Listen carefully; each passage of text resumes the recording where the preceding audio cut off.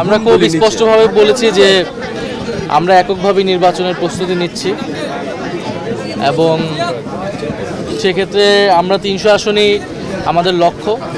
তবে যারা ফ্যাসিবাদ বিরোধী এবং গণতন্ত্র প্রতিষ্ঠার লড়াইয়ে অগ্রণী ভূমিকা পালন করেছেন, সেটা খালেদা জিয়ার কথা আমাদের নাসিরউদ্দিন পাটোয়ারি বলেছেন।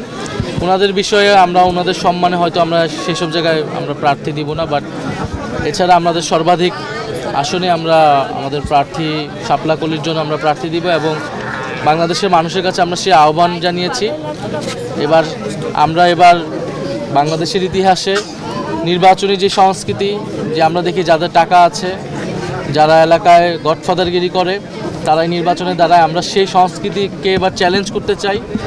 বরং এলাকার যে গ্রহণযোগ্য মানুষ, সাধারণ মানুষের পাশে যাকে পাওয়া যায়, একজন সাধারণ খেটে খাওয়া মানুষ থেকে শুরু করে এলাকার যারা শিক্ষক রয়েছেন, ইমাম রয়েছেন, গ্রহণযোগ্য সামাজিক নেতৃত্ব রয়েছেন, তাদেরকে আমরা জনপ্রতিনিধি হিসেবে সংসদে দেখতে চাই। তো আমরা সে উদ্দেশ্যে কাজ করছি। আর সমঝোতা বা জোট বা এটা আমরা বলেছি, এটা অবশ্যই একটা রাজনৈতিক বা আদর্শিক জায়গা থেকে হতে পারে।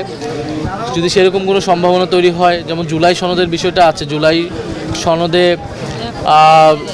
এই আমাদের যে সংস্কারের দাবিগুলো আছে, এই দাবিগুলোর সাথে যদি কোনো দল ঐক্যবদ্ধ বা সংহতি প্রকাশ করে, সেক্ষেত্রে আমরা জোটের বিষয়টা হয়তো বিবেচনা করব। বাট আমরা এখন পর্যন্ত এককভাবেই আগাচ্ছি। আমরা এই মাসের 15 তারিখের মধ্যে আমরা হয়তো আমাদের প্রাথমিক একটা তালিকা আমরা প্রকাশ করব।